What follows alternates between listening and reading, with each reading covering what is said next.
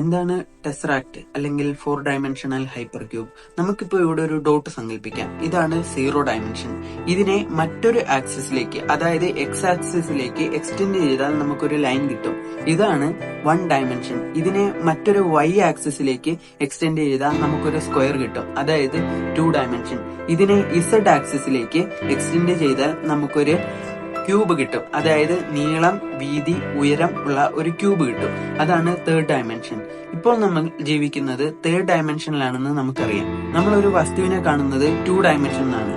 അതായത് നമ്മളൊരു വസ്തുവിന്റെ അപ്പുറം വശം നമ്മൾ കാണുന്നില്ല, അതേപോലെ ഒരു സൈഡ് മാത്രമേ കാണുന്നുള്ളൂ, അതായത് അതിന്റെ നീളവും വീതിയും.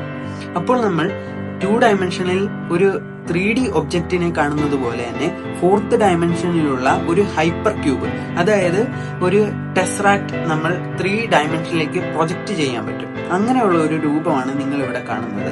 ഇതിൽ നമ്മൾ നീളം, വീതി, ഉയരം, അത് കൂടാതെ മറ്റൊരു ഡയമെൻഷൻ കൂടെ വരുന്നുണ്ട്.